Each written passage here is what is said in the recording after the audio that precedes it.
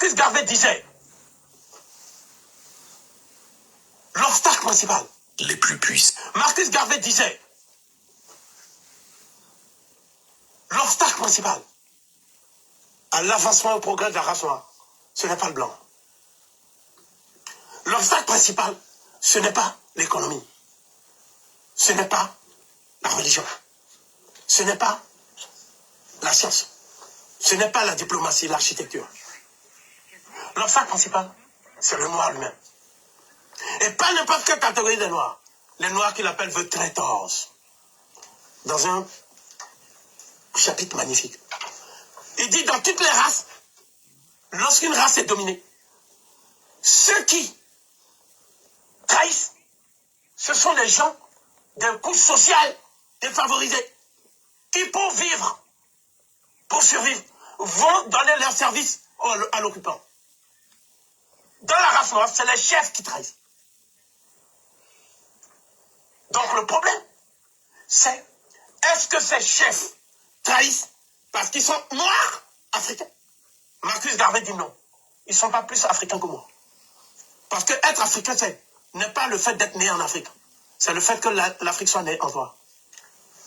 Donc, à partir de ce moment-là, si l'Afrique n'est pas née en toi, tu ne peux pas avoir ce qu'on appelle Pan-African Dream. Tu ne peux pas. Et ça, il n'y a pas un vaccin qui te donne ça. Pan-African Dream. Ce qui te donne le Pan-African Dream, c'est l'amour sans faille de l'Afrique. L'Afrique étant la matrice de l'humanité, l'amour sans faille de l'humanité. L'humanité étant dirigée par les guides de la civilisation, l'amour sans faille des Noirs. La civilisation créée par les Noirs, reposant sur la maths, l'amour sans faille de la maths. Et enfin, l'amour sans faille de ce que nous appellerons maintenant les bâtisses. C'est-à-dire, nous sommes une race de bâtisseurs d'empire. Marcus Garvey disait, l'obstacle principal à l'avancement et au progrès de la race noire, ce n'est pas le blanc. L'obstacle principal, ce n'est pas l'économie. Ce n'est pas la religion. Ce n'est pas la science. Ce n'est pas la diplomatie, l'architecture. L'obstacle principal, c'est le noir lui-même. Et pas n'importe quelle catégorie de noirs. Les noirs qu'il appelle The Traitors. Dans un chapitre magnifique. Il dit dans toutes les races, lorsqu'une race est dominée, ceux qui trahissent, ce sont les gens d'un couche social défavorisé qui, pour vivre, pour survivre, vont donner leur service à l'occupant. Dans la race noire, c'est les chefs qui trahissent. Donc le problème, c'est est-ce que ces chefs trahissent parce qu'ils sont noirs africains? Marcus Garvey dit non. Ils ne sont pas plus africains que moi. Parce que être africain, c'est nous commençons pas le fait d'être né en dans Afrique. 1 à 2 minutes. C'est le fait que l'Afrique soit née en toi. Donc, à partir de ce moment-là, si l'Afrique n'est pas née en toi, tu ne peux pas avoir ce qu'on appelle Pan-African Dream. Tu ne peux pas. Et ça, il n'y a pas un vaccin qui te donne ça. Pan-African Dream. Ce qui te donne le Pan-African Dream, c'est l'amour sans faille de l'Afrique. L'Afrique étant la matrice de l'humanité, l'amour sans faille de l'humanité. L'humanité étant dirigée par les guides de la civilisation, l'amour sans faille des Noirs. La civilisation créée par les Noirs, reposant sur la maths, l'amour sans faille de la maths. Et enfin, l'amour sans faille de ce que nous appellerons maintenant les bâtisses. C'est-à-dire, nous sommes une race de bâtisseurs d'empire. Marcus Garvey disait, l'obstacle principal à l'avancement et au progrès de la race noire, ce n'est pas le blanc.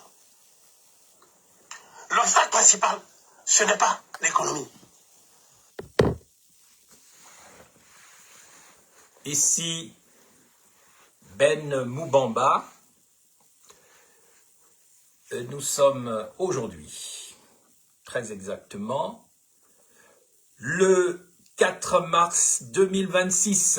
Nous sommes au lendemain de ce qu'on a appelé la lune rouge. Et vous savez que la dernière fois qu'il y a eu une lune rouge, autant pour moi, dans le monde, c'était à la veille de l'assassinat du célèbre broadcaster américain, le jeune Charlie Kirk, qui a été assassiné aux États-Unis en public dans une université non loin de la Californie. Charlie Kirk, dont on ne sait toujours pas qui a tué Charlie Kirk. Officiellement, c'est un transsexuel, mais toutes les enquêtes de notre sœur Candace Owens démontrent que ça ne peut pas être le fameux Tyler Robinson, transsexuel, qui aurait assassiné Charlie Kirk. Et on a très bien compris à qui s'adressait cette lune de sang. Maintenant, à la veille de l'anniversaire du chef de l'exécutif gabonais, j'ai nommé Brice Clotaire Oligui Nguema, est apparu dans le ciel en même temps que la guerre Iran-Israël-USA, une lune rouge, pendant près d'une heure entre le 3 et le 4 mars. J'ai voulu aborder ce sujet aujourd'hui pour tout simplement critiquer l'anniversaire du chef de l'exécutif gabonais, M. Oligui Nguema, qui a donc un problème avec les Gabonais. Il est porteur d'une triple trahison. Une triple erreur, une triple trahison. Une trahison d'abord politique, une trahison intellectuelle et une trahison spirituelle. C'est de ces trois trahisons, cette triple trahison dont nous allons parler aujourd'hui, jour de son anniversaire, manière de lui souhaiter un très bon anniversaire, en lui rappelant tout simplement les principes, les valeurs et les normes qui doivent sous-tendre la gestion d'un pays. Il est bien sûr, nous sommes des gens bien élevés, on n'insulte pas le chef de l'exécutif, mais il est de notre devoir de signaler que par les temps qui courent, alors que le monde est en flammes, le chef de l'exécutif gabonais n'est pas qualifié. Il n'a pas la vision nécessaire pour diriger le Gabon, il n'a pas les compétences utiles au management du pays. Nous allons d'erreur en erreur, mais nous rassurons le chef de l'exécutif gabonais. Nous pensons que c'est une personnalité probablement qui a été traitée en ce qu'on appelle aux États-Unis ou en Europe en MK Ultra, c'est-à-dire nous avons donc hérité là d'un chef de l'exécutif qui, à notre humble avis, est un enfant traumatisé. Traumatisé dans son enfance, dans son adolescence, un peu quand vous voyez la fabrique des tyrans, la fabrique des tyrannosaures, ça s'appuie sur la maltraitance. Et donc, on ne peut pas en vouloir. Fondamentalement, je dis bien fondamentalement, même s'il faut toujours exiger la justice et la vérité, mais il n'y a aucune volonté ici de ne pas comprendre que le management actuel du pays est assumé par un enfant traumatisé, qui a probablement dans le Haut-Ogooué, en Ngoni, au sein de sa famille, subi des humiliations, des bastonnades, des taloches. Sa mère était apparemment donc, comme la plupart des mamans gabonaises, de modestes conditions, acceptée au sein d'une famille, et lui était probablement l'enfant d'une femme qui avait la responsabilité de certains services au sein de la maison ou de sa famille de Ngoni dans le Haut-Ogooué. Mais dans son profil psychologique, nous voyons parfaitement cette colère enfuie, cette volonté de se rattraper à tous les niveaux, cette volonté de se venger, cette volonté de rendre les coups et tout ce qui lui a été fait. Quand je dis ça, je ne cherche pas à le justifier, mais cela veut dire que nous comprenons parfaitement le parcours qui ressemble au parcours de beaucoup d'enfants au Gabon, ce qui fait que on appelle ça la fabrique des tyrans. Les familles où les enfants grandissent sans père, souvent élevés par leur mère, qui sont obligés de se débrouiller, des gens qu'on utilise pour des certaines activités, qu'on méprise, et lorsqu'ils ont le pouvoir et la capacité de tuer, la capacité de frapper, ils ne vont pas hésiter. C'est de ça qu'il s'agit, mes chers compatriotes, et cela peut expliquer pourquoi notre chef de l'exécutif gabonais actuel est un tyran, un tyrannosaure, parce que les tyrans, ce sont souvent des enfants maltraités. Ils deviennent eux-mêmes des maltraiteurs. Et c'est pourquoi, aujourd'hui, jour de son anniversaire, on ne peut pas lui souhaiter un bon anniversaire, puisque ce sont des questions privées. Je ne vois pas pourquoi un certain nombre de gens se sont affichés sur des réseaux sociaux qu'il a interdits pour lui souhaiter un bon anniversaire. Toujours dans ce contexte qu'est le culte de la personnalité. Mes chers compatriotes, amis et connaissances, bonsoir. Bonsoir Mélanie Mengom, bonsoir Duty Vuga, bonsoir aux uns et aux autres. Manifestez-vous par écrit quand vous vous connectez, comme ça je verrai qui se connecte. Donc aujourd'hui est un jour spécial pour le chef de l'exécutif gabonais. Nous allons maintenant voir quelles sont les 3 trahisons, les 3 erreurs fondamentales qu'il a commises en 3 années de pouvoir, parce que 2023 2024, ça fait 1 an, 2024, 2025, ça fait 2 ans, 2025, 2026, maintenant, on va sur les 3 ans. Donc, 3 ans, 3 trahisons, 3 erreurs fondamentales. Eh bien, nous sommes désolés, on ne peut pas, monsieur le chef de l'exécutif, on ne peut pas vous souhaiter un bon anniversaire parce que vous avez échoué. Jusqu'ici, vous avez échoué. Vous avez échoué comment? Vous avez échoué premièrement, bonsoir Chris Saint-Patrick, vous avez échoué premièrement sur le plan politique, vous avez échoué ensuite sur le plan intellectuel et vous avez échoué sur le plan spirituel. Avant d'entrer dans le vif du sujet, j'ai donné les 3 échecs, les 3 trahisons, et je donne des exemples y afférents. Vous avez échoué, par exemple, sur le plan politique, parce que vous êtes ce qu'on appelle un traître. Un traître. Je suis désolé de vous le dire, ce n'est pas pour vous manquer de respect, mais vous avez trahi le peuple gabonais.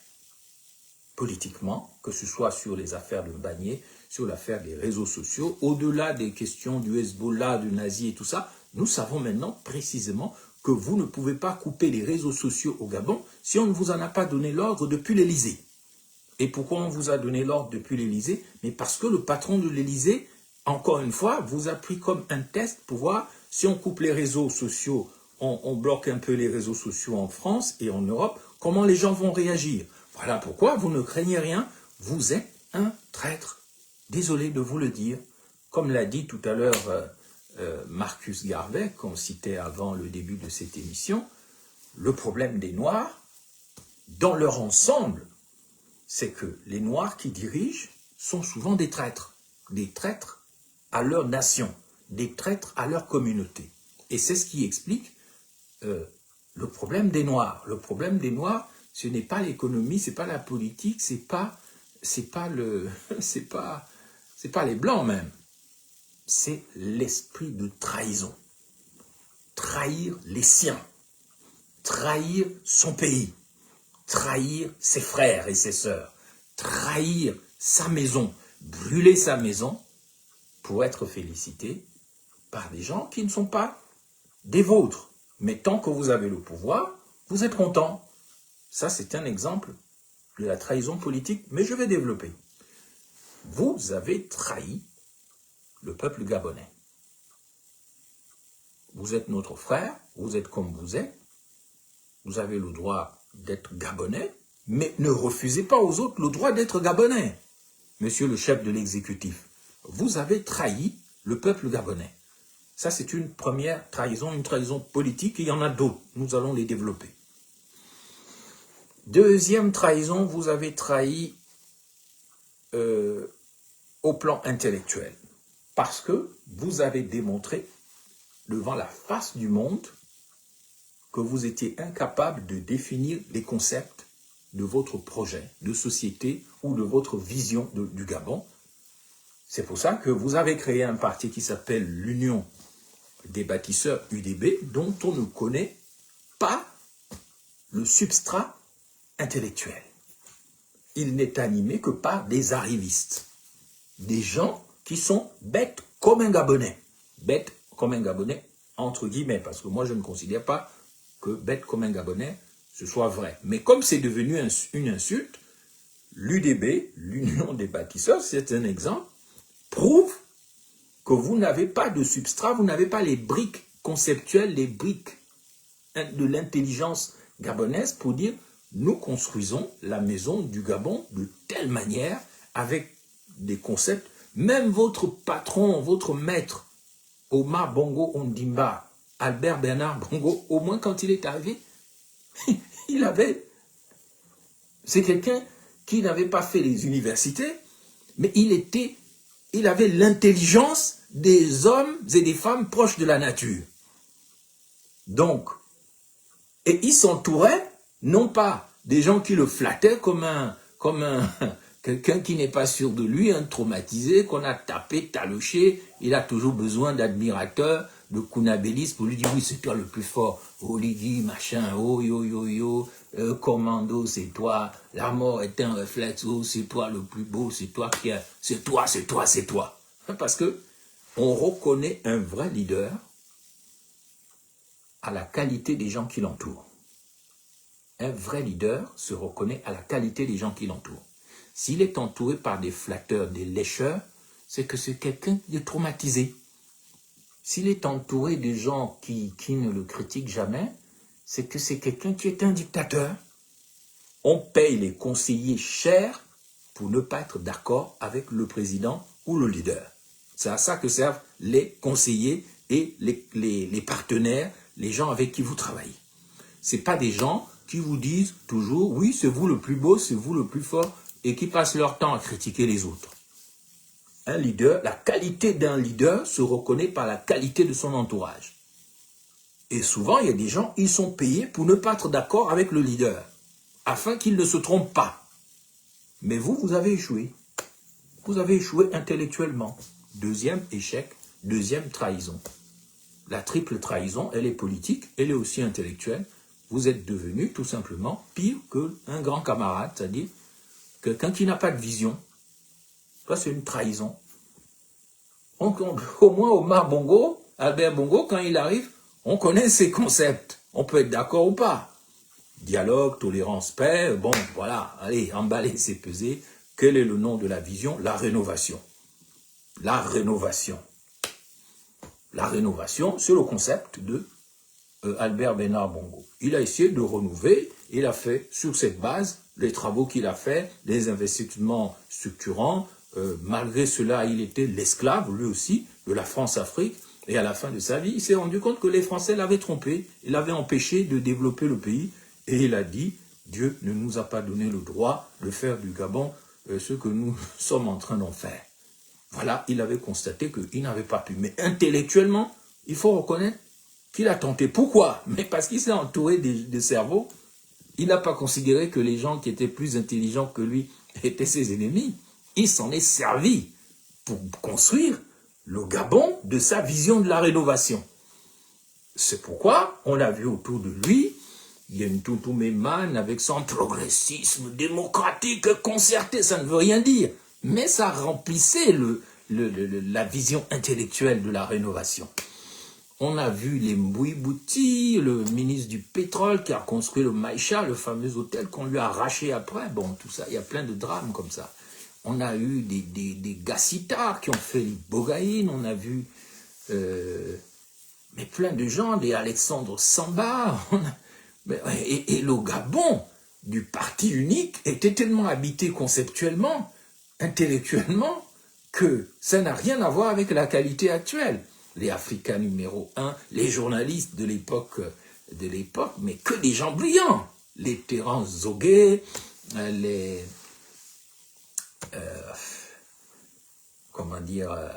Mapangou, Barthélemy, les Jacques Litona, malgré ce qu'ils sont devenus, mon Dieu, c'était les Philippe Oyono, mon Dieu. Là, c'était, quand on regardait les Gabonais, on disait, ah oui, ça, c'est pas rien. Le Gabonais, c'est quelqu'un. Hein. Voilà, parce que un président, il était comme il était, un dictateur, mais il avait aussi un côté bon, un côté mauvais, mais son côté mauvais se démontrait intellectuellement. Ensuite, il y a la trahison spirituelle, que je vais développer encore mieux, hein, ne vous inquiétez pas. Oui, Christ Saint-Patrick, malheureusement pour eux, là, la génération Oligui, là, le nouvel ordre cosmique remettra de l'ordre dans ce désordre. Bon, dans la troisième raison pour laquelle on ne veut pas souhaiter un bon anniversaire au chef de l'exécutif gabonais, c'est qu'il nous a trahis aussi spirituellement. Il est arrivé, il s'est présenté comme un bon catholique, comme un bon chrétien éveillé, après il s'est présenté comme un bon maçon, après il s'est présenté comme un bon traditionnaliste, après il s'est présenté comme un bon musulman. Finalement, on ne sait pas qui il est. Parce que, normalement, tu ne peux pas être tout. Tu peux être ouvert à tout, mais tu ne peux pas être toutes les choses. Ainsi, tu peux être un bon musulman et tout à fait ouvert aux chrétiens, au judaïsme, juif et tout, parce que tous les humains sont humains. Tous les religieux cherchent Dieu.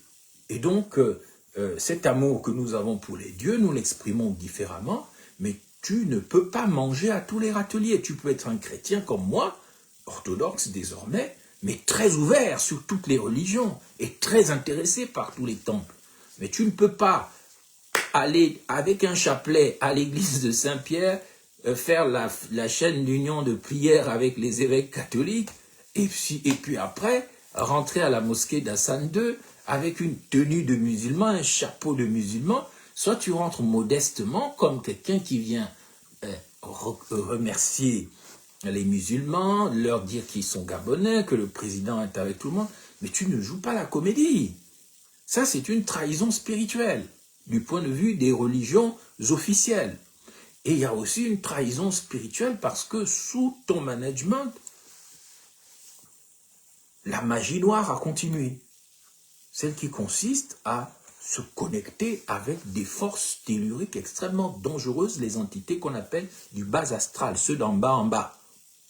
Je vous expliquerai tout à l'heure comment il y a des entités d'en bas en bas, et il y a des entités d'en haut en haut, et puis nous les hommes, on est au milieu. Notre challenge, c'est que nous ne soyons jamais attirés par les entités d'en bas en bas. Il faut toujours être ouvert aux entités d'en haut en haut, parce que les entités d'en bas ne sont là que pour te mentir, pour te tuer et pour te sucer l'énergie. Donc, sous le mandat de transition et sous les nouveaux pouvoirs du président élu à 94%, c'est là qu'on a encore été chercher les entités du bas astral d'en bas en bas. On a tué les enfants, on a torturé, on a fait couler le sang. En plus, on a même arrêté son féticheur, son marabout, qu'on a envoyé en prison. Ça aussi, c'est une trahison spirituelle. Comme aujourd'hui, je ne vais pas être très long, je voudrais finir en moins d'1 heure, je vais maintenant développer la première trahison d'Oligui Nguema, le chef de l'exécutif gabonais, un enfant qu'on voit ayant été traumatisé par les adultes dans le Haut-Ogooué, ayant souffert de l'absence de son père, mais ça c'est 90% de la jeunesse gabonaise, les pères sont absents, et donc père absent, ça veut dire absence de repère. Père absent, ça veut dire absence de repère. Et comme on n'a toujours pas un ministère de la famille avec un ministre d'État en charge de la famille, pour reconstruire le tissu social du pays par une protection de la famille et une politique familiale extrêmement ambitieuse, mais ça n'arrange pas nos ennemis de la France-Afrique et autres, et puis les satanistes mondiaux. Nous voyons bien que ce pays, les enfants de ce pays grandissent sans père. En général, hein, en général. Et ça explique la fracture mentale des jeunes Gabonais, surtout les garçons. Parce que, en ne s'identifiant pas à son père, on devient un enfant flottant, qui n'a pas de père, qui n'a pas de repère, qui est donc un poli, qui est un sauvage, et c'est presque un miracle s'il arrive à faire des études, parce qu'il n'a pas de repère. Personne ne lui a fixé les repères dès son enfance. Il n'y a que sa mère qui est là, et la mère ne peut pas tout faire. La mère est dépassée. Alors, quand l'enfant arrive à la crise de l'adolescence, il a besoin d'affronter quelqu'un. Ça s'appelle le complexe d'Oedipe. Il faut qu'un garçon tue son père. Tuer symboliquement, c'est-à-dire qu'il devienne meilleur que son père. Donc il a besoin d'affronter quelqu'un dans son adolescence. Et comme il n'a personne à affronter, il devient un bangando, c'est-à-dire un crocodile. Les crocodiles, quel est leur travail? Mordre les gens, dévorer les gens, poignarder les gens, tuer les gens, leur donner des coups de queue, la sauvagerie avec une cuirasse d'une peau en écaille, une barbarie, une sauvagerie, un comportement de garçon efféminé avec des... Voilà l'échec politique. Donc, je suis en train d'entamer donc le premier point, l'échec et la trahison politique du chef de l'exécutif gabonais qui ne mérite pas qu'on lui présente les vœux de bon anniversaire parce que c'est son problème qu'il fait ça en privé. Mais du point de vue politique, il est un échec. Il est un échec premièrement d'abord parce que d'abord il a coupé les réseaux sociaux. Ce qui démontre qu'au-delà des soupçons que les gens ont, que par lui le Gabon est victime peut-être probablement d'un chantage financier visant à extorquer de l'argent au pays sous peine de je ne sais quoi, de balancer on ne sait pas quoi sur les réseaux sociaux, au-delà de ce soupçon légitime que les Gabonais ont à cause de la suspension des réseaux sociaux, nous sommes sûrs à 100% que le chef de l'exécutif gabonais n'a pas pu ordonner le blocage des réseaux sociaux si il n'avait pas eu le blanc-seing, c'est-à-dire l'autorisation d'Emmanuel Macron à l'Élysée, qui est son chef véritable.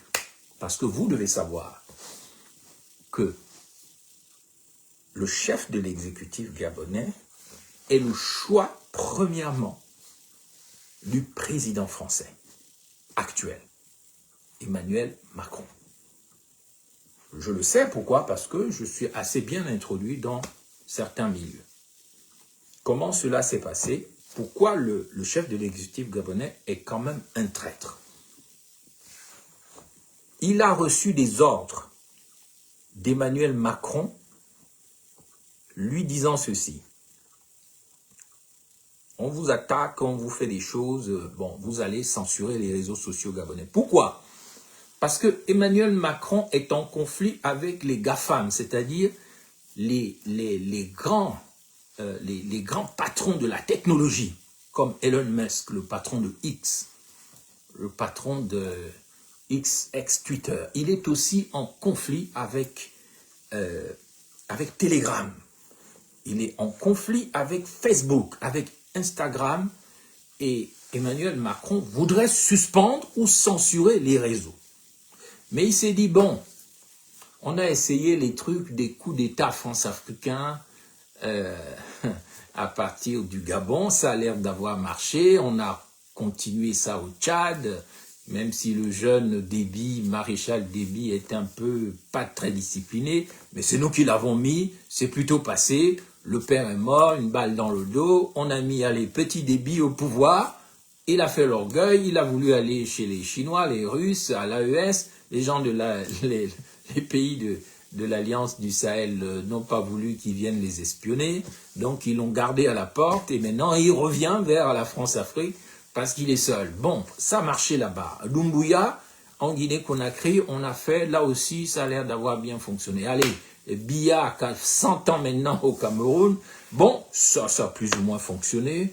Le Gabon a l'air d'être un bon laboratoire des idées démoniaques. Donc maintenant, allez, les Gabonais, ils sont trop bêtes, on va leur censurer les réseaux sociaux. Maintenant, c'est ça. Si ça fait trop de bruit dans le monde, on va un peu calmer nos projets en France et en Europe. Mais maintenant, si le monde accepte, avale la pilule de la censure des réseaux sociaux au Gabon, ça veut dire que, avec la guerre en Iran, avec tout ce qui se prépare dans le monde, avec l'intelligence artificielle et tout ce qu'on veut faire, un pays fédéral en Europe, on a besoin de faire une censure, un contrôle, hein, ça s'appelle les Orwelliens, c'est-à-dire George Orwell, c'est le roman 1984, il y a une guerre nucléaire comme celle qui se prépare, dans le roman de George Orwell de 1948, il dit qu'il va y avoir une guerre mondiale avec utilisation des armes nucléaires, on va tout casser et on va mettre en place l'intelligence artificielle, comme ça on va contrôler tout le monde et on va faire un nouveau monde, mais pour ça on va tuer peut-être 2/3 de l'humanité, avec ceux qui vont rester, on va pouvoir faire des robots, des êtres robotiques, des Terminators partout, des Total Recall, on va faire un monde informatique avec moins de monde, plus de robots, plus de machines, et on va contrôler tout ça pour le bonheur des gens. C'est ça le projet, c'est de ça qu'il s'agit. Et ceux qui gênent là-dedans, c'est l'Iran. C'est ceux qui gênent. Sinon, pour le reste, ils contrôlent déjà. Ils contrôlent les traîtres qui dirigent l'Afrique. Même en Afrique australe, là-bas, où ils essaient de faire un peu d'orgueil parce qu'ils se sont beaucoup battus, l'apartheid, machin, la Zambie, le Botswana, la Namibie, même là-bas, quand même, on les contrôle. On fait attention à ne pas les énerver, mais on les contrôle. L'Afrique centrale, c'est même pas la peine. Tshisekedi, RDC contrôlé, Kagame, Rwanda contrôlé, Oligui contrôlé, tous les Congos contrôlés, le Cameroun contrôlé, la Côte d'Ivoire, le Togo, Massin, contrôlé. On va vers une société de contrôle. Alors les Arabes, toutes les monarchies du Golfe sont contrôlées. Arabie Saoudite, Bahreïn, Oman, le Maroc, l'Égypte, oh là là, même le Soudan est maintenant contrôlé, la Somalie, non pas. Tout le monde est contrôlé là-bas.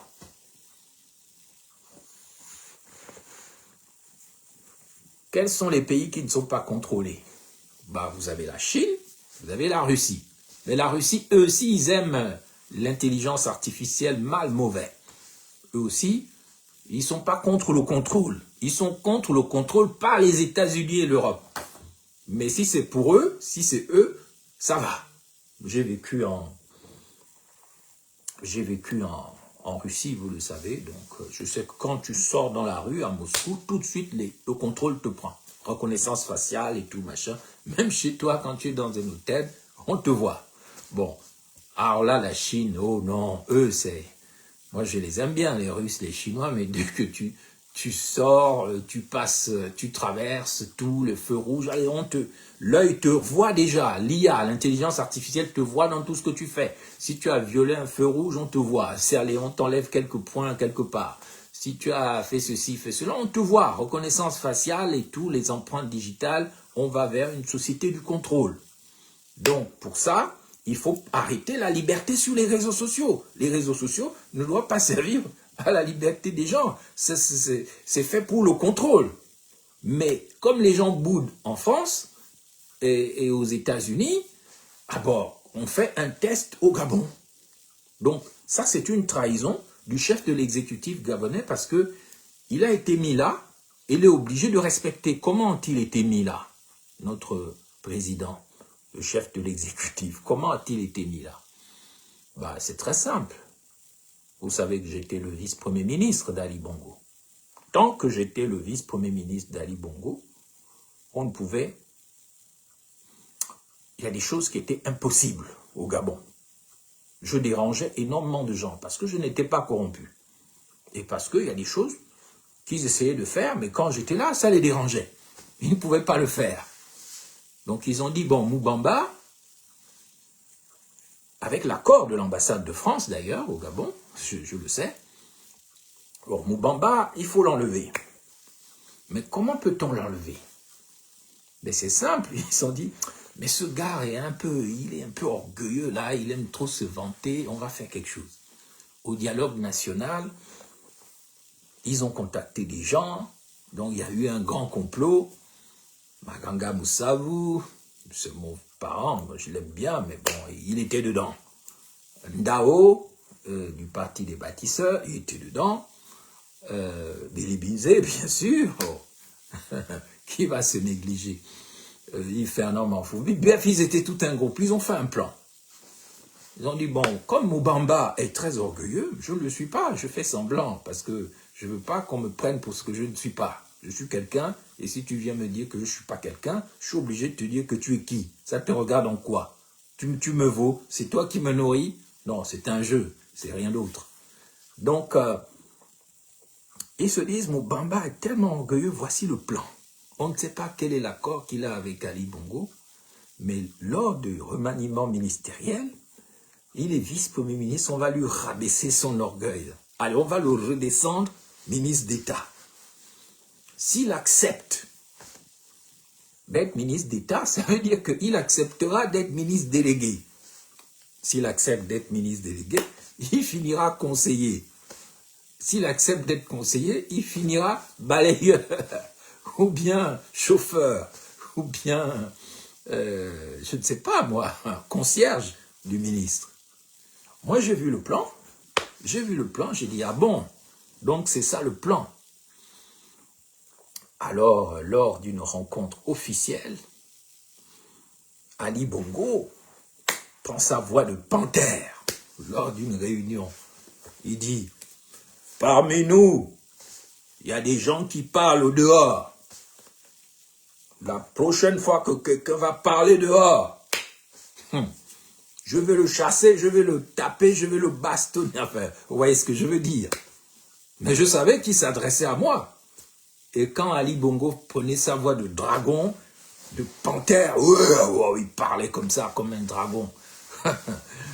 Et tout le monde avait peur, et tout le monde regardait par terre. Sauf moi je ne regardais pas par terre, je regardais comme ça. Et quand j'ai entendu Ali Bongo menacer, je savais qu'il me visait. Et c'est comme ça que j'ai dit, ah, je crois que mon sort est scellé. Soit je démissionne, après on dit que, oh, il a fui, machin, il a échoué. Soit je provoque un incident qui restera dans l'histoire. D'ailleurs, il est toujours dans l'histoire, puisque l'incident est toujours sur Gabon Actu. Vous pouvez taper Moubamba provoque Moubamba FMI. Vous tapez sur Google Moubamba FMI Billy Binzé Issoze-Ngonde, ça va sortir sur Gabon Actu.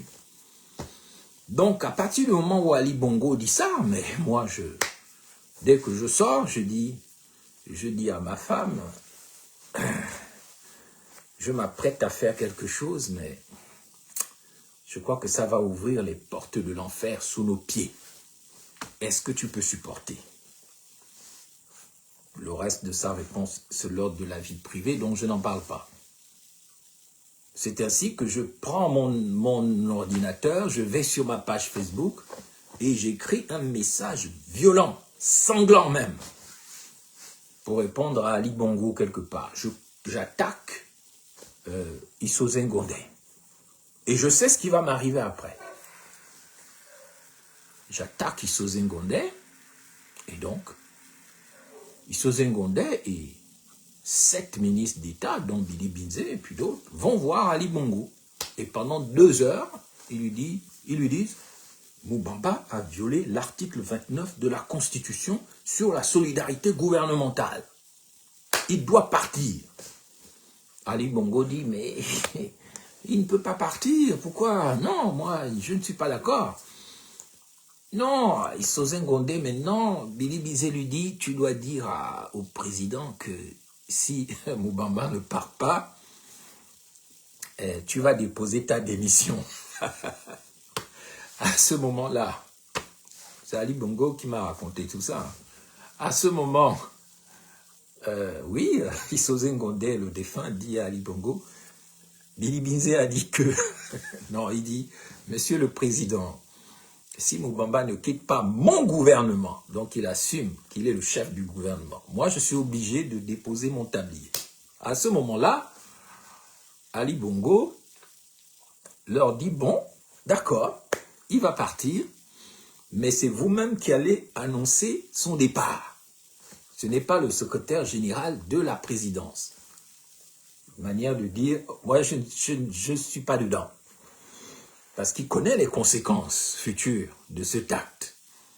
Parce qu'il est lié par une alliance objective, scellée devant la providence divine. La trahison viendra de lui. C'est d'ailleurs ce que je souhaitais. Ce que lui me trahisse, pour qu'on voit qui il est, ou qui il était. Donc, c'est ainsi que toute la diaspora, les panthères du Gabon, tout le monde est convenu, oh, Moubamba va partir, on m'envoie en mission à Port-Gentil. Mais je sais déjà ce qui va se passer. Le gouverneur de l'Ogooué maritime m'accueille, je vais à mon hôtel et puis j'apprends par téléphone qu'il y a une bande-annonce qui passe. Importante déclaration du Premier ministre. Je m'attends à tout. Donc, je regarde la télévision et je vois passer Issou Ngonde, en effet, qui dit « Le gouvernement est réformé selon l'ordre qui suit ». Et il fait l'annonce que vous connaissez. À partir de là, les portes de l'enfer s'ouvrent sous mes pieds, mais je savais que ça allait se passer comme ça. Tout ça pour vous dire quoi? Ne pas trahir, ce n'est pas refuser. Trahir, ce n'est pas aller au sein du gouvernement. Ça, je vous le dis. Tous ceux qui sont au gouvernement, on ne peut pas leur reprocher. Ni celui d'Ali Bongo, ni celui d'Oligui Nguema, ni celui de qui que ce soit. Parce que si vous avez l'occasion de servir votre pays d'une manière ou d'une autre, de manière propre, sans trahir, eh bien, vous pouvez le faire. Mais si vous allez pour vous enrichir, pour vous remplir les poches, pour tuer les gens, découper les enfants, là est le problème. Donc, le problème donc ici politique d'Oligui Nguema, c'est qu'il a accumulé au fil des 3 années dans lesquelles il est maintenant une série de trahisons politiques que sont les réseaux sociaux. L'ordre lui a été donné par l'extérieur. Il applique un programme qui va servir au nouvel ordre mondial parce que le Gabon est leur terrain d'expérimentation. Que voulez-vous faire? Mais c'est une grande trahison. Et cette trahison-là, elle n'est qu'une trahison parmi un certain nombre de trahisons qui vont du fait que le coup d'État de la libération s'est transformé en coup d'État de division, de création de Gabonais de plusieurs qualités. Tout Gabonais est Gabonais, mais avec le chef de l'exécutif actuel, il y a eu les Gabonais qui ont des femmes bantoues, les Gabonais qui ont des femmes étrangères. Malgré ça, il va célébrer Doumbouya qui a une femme blanche en Guinée-Conakry. Les Gabonais qui sont ceci, qui sont cela, les Gabonais qui sont avec lui, les Gabonais du PDG qui sont revenus par la petite porte, les Gabonais de l'opposition qu'il fallait neutraliser, de la diaspora. En fait, il a commencé à créer, première trahison du coup d'État de la libération, il a créé la division dans l'identité gabonaise, alors que le principe est tout Gabonais est Gabonais. Lui, il a dit tout Gabonais est Gabonais, sauf tel Gabonais. Tout Gabonais est Gabonais, sauf toi. Si tu as tel âge, si tu as telle femme, si tu es ceci, si tu es cela, tu n'es pas Gabonais, tout à fait. Et donc on a créé une constitution inique, c'est-à-dire diabolique, parce que diabolique, ça vient de diabolos. Diabolos, ça veut dire le diviseur, la division. Donc la trahison d'Oligui Nguema politique à part les réseaux sociaux, c'est d'avoir emmené au Gabon la division. Au lieu de rassembler, il a divisé. Là où les autres faisaient semblant de rassembler, lui, il a assumé la division. Et on l'a vu donc lors du référendum, et on l'a vu lors de la présidentielle, c'était le règne de la division et le fait de s'entourer maintenant d'un entourage incompétent, d'un entourage qui le célèbre, qui le glorifie, qui le salue. Ça a démontré en fait que c'était un homme faible. Le chef de l'exécutif gabonais a prouvé politiquement qu'il est un leader faible. Non seulement un leader sans vision, mais en plus un leader faible. Au-delà du fait qu'il avait les commandos, les pistolets, les treillis, mais sa faiblesse, il l'a démontré en ayant peur des fortes personnalités. Parce qu'un vrai leader n'a pas peur de s'entourer d'hommes et de femmes forts. Parce que c'est justement ces hommes et ces femmes forts qui ne seront pas forcément d'accord avec lui. Ce sont ces hommes et ces femmes forts qui feront la solidité de l'État qu'il prétend gouverner. Mais lorsque vous vous entourez de gens faibles, vous entourez même de vos propres parents qui sont prêts à vous tuer. Vous les envoyez en ambassade en Inde, mais on sait qu'ils ont cherché vos propres frères à vous tuer. Vous êtes faible, monsieur le chef de l'exécutif, et c'est une trahison. Et vous auriez pu compenser votre faiblesse en vous entourant de gens forts. Mais ces gens forts, en ayant une personnalité faible, eh bien, que ces gens forts que vous avez combattus, que vous avez menacés, au lieu d'essayer de les séduire ou de les embarquer avec vous, eh bien, vous ont emmené à la faiblesse et à la ruine actuelle. Parce que le pays est ruiné à cause de votre faiblesse. Le pays est au balango, le pays est par terre parce que vous êtes faible et que vous êtes entouré aussi d'hommes et de femmes faibles. Moi, je connais personnellement votre ministre de la fonction publique. Elle a été en 2009 dans mon équipe. Une personnalité faible. La première des choses qu'elle a faites en 2009, en venant au Gabon pour faire la campagne avec moi, c'est de reprendre son avion et de retourner en France parce que, me disait-elle, ses oncles, que je ne citerai pas, des grands pédégistes de Saint-Michel, de Nkembo, du 2e arrondissement, lui ont dit, mais Laurence, donc toi, tu vas faire quoi avec un bilobe? Bilobe, c'est qui? Les bilobes, c'est des moins que rien. Ah, laisse-moi ça, mouf. Retourne chez toi là-bas. Et quand je suis arrivé, j'ai vu Laurence donc j'ai dit, oh, tu t'en vas? Et elle m'a dit, oui, je m'en vais. Oh. Mes parents m'ont dit, ah, laisse les bilobes là. Pars. Donc, Alison Mapango dit, ça, c'est pas du tout ce que tu penses. Ah oui, non, mais je pense qu'il a, comme vous, qu'il a été depuis le début une mauvaise personne. Il a été, dans l'armée, une mauvaise personne. Mais il a tous les symptômes de l'enfant battu, c'est ce que je veux dire. Il a tous les symptômes de l'enfant perturbé, comme Emmanuel Macron. Hein. Ça, c'est un petit à qui des adultes ont fait du mal. Il a tous les signes de ça, Emmanuel Macron. Et donc, devenu adulte, ayant du pouvoir, il se comporte comme un psychopathe, le président français. Tout le monde le sait. Mais il a les signes d'un enfant qui a été ultraisé ou bastonné ou maltraité. C'est pour ça qu'il faut faire attention à ce qu'on fait aux enfants, parce que vous ne savez pas quel genre d'adultes ils vont devenir. Moi, je parle sans animosité contre le chef de l'exécutif gabonais. Je ne le connais pas.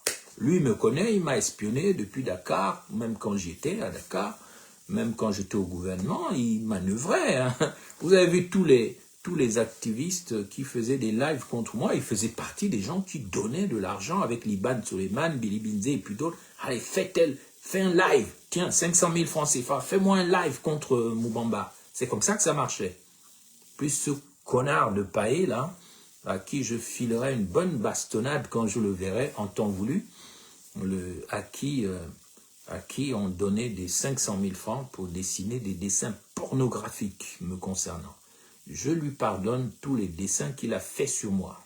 Mais les dessins qu'il a fait dans le cadre de ma famille, ça, je ne lui pardonnerai jamais. Et ça, il le sait. Un jour, ça va se régler d'homme à homme. Jamais je ne pardonnerai à ceux qui s'en sont pris aux personnes privées qui ne faisaient pas la politique. parce que vous avez reçu de l'argent, un peu d'argent, par-ci, par-là, des gens bizarres comme Liban Soleiman, ou bien d'autres, ou Liging Ema à l'époque, quand il était à Dakar, ils vous finançaient pour m'insulter sur les réseaux sociaux avec des termes vraiment odieux. Et encore, quand ça me concerne, ça va. Mais dans d'autres domaines, ça se réglera d'homme à homme en temps voulu. Il y a déjà des gens qui ont eu pour eux, à l'époque, je ne vais pas les citer, mais je connais des gens. Tous ceux qui m'ont fait du mal l'ont payé cher, à commencer par Ali Bongo. Et ce ne sera pas le dernier. Bon, l'échec politique de Liging Ema se manifeste pour finir, parce qu'il y a une longue litanie, mais je ne vais pas trop m'attarder ce soir. Sa volonté de combattre les partis politiques, ça veut dire en fait une volonté de réinstaurer le culte de la personnalité. Le culte de la personnalité qui tente aussi le très formidable Ibrahim Traoré au Burkina Faso. Et vous savez que j'étais dans une mission spéciale pendant plusieurs mois au Burkina Faso, que je n'ai pas envie d'aborder ici. En revenant de Russie, je suis allé aider Ibrahim Traoré. Après, je n'ai rien demandé. Moi, j'ai fait ça pour le bien de l'Afrique. J'ai fait ce que j'avais à faire. Et ils savaient même là-bas que j'ai joué quand même un rôle important dans les changements au Burkina Faso. En 2022. Je jouais le rôle que j'ai joué. Je crois que même, peut-être, si je n'avais pas été là, ça aurait été beaucoup plus difficile pour le jeune Ibrahim Traoré de s'imposer alors que la France refusait qu'il prenne le pouvoir. C'est moi qui ai créé le basculement nécessaire pour que la France accepte que le jeune a pris le pouvoir, laissez-le là. Et c'est de Bamako, de Ouagadougou, en octobre 2022, dans une vidéo que je pourrais toujours rendre à nouveau public. Et donc, oui, Alison Mapangou Boissa, pas du tout, je ne me suis pas trompé en entrant dans le gouvernement d'Ali. C'est une expérience. C'est comme si on disait que David s'est trompé après avoir battu Goliath et il est allé dans le palais de Saül. Et Saül a essayé tout le temps de le tuer avec des lances et des javelots. Mais c'est pourtant en observant Saül que David a appris à diriger le royaume d'Israël. Et je peux dire, sans aucun embâche, que si Dieu le veut, je dirigerai le Gabon. Quand Dieu le voudra, ça va arriver. Mais qui m'a montré comment être président? C'est Ali Bongo. Si je n'avais pas approché d'Ali Bongo, je n'aurais jamais su comment on dirige un pays. Une des plus belles leçons qu'Ali Bongo, ça c'est j'aime bien vous faire quelques confidences qui n'ont rien à voir avec les chefs d'État, avec les secrets d'État, parce que ça, les secrets d'État, on ne peut pas en parler, même si on est fâché. Ali Bongo m'a donné une leçon extraordinaire de gouvernance politique. Un jour, il fait convoquer Liban Soleiman par la DGR dans le cadre de l'opération Mamba.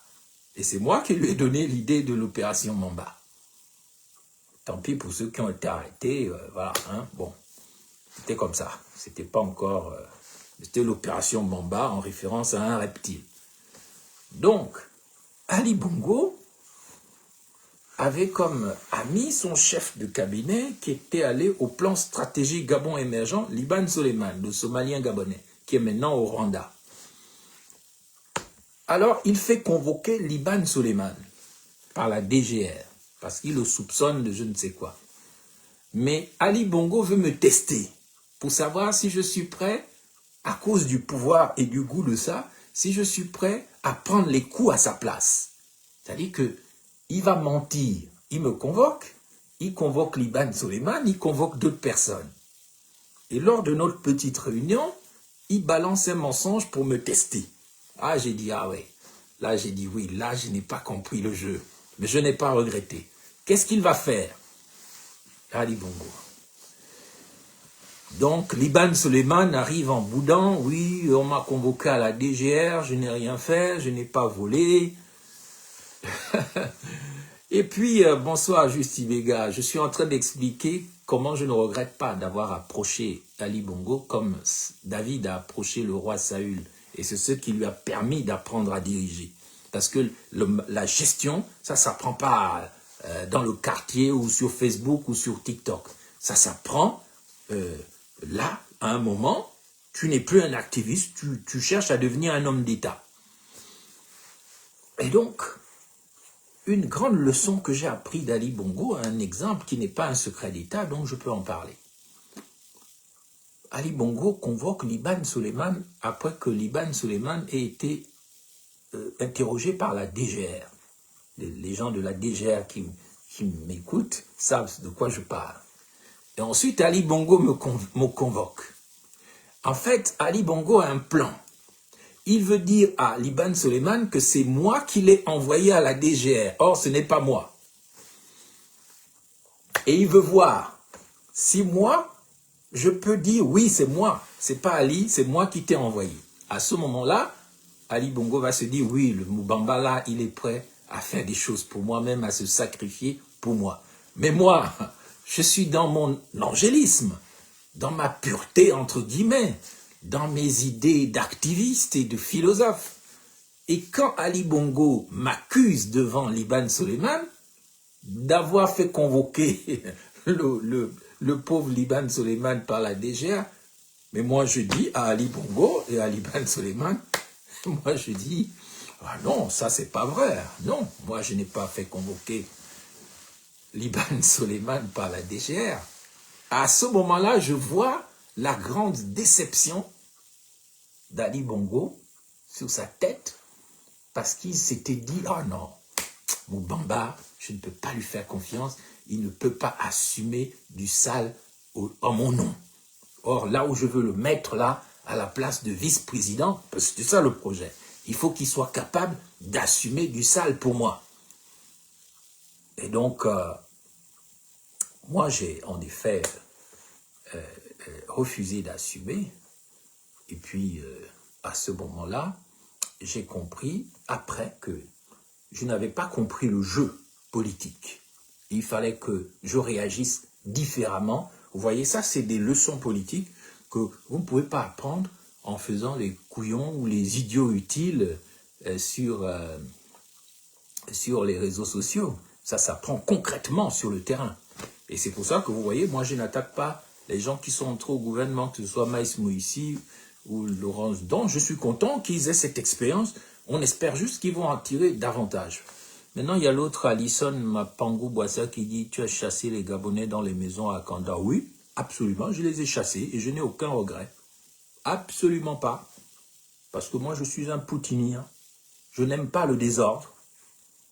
Ne pensez pas que je vais dire aujourd'hui « Ah non, moi non, j'ai assumé en fait de les chasser, j'ai signé, mais même si je ne les ai pas chassés, j'assume.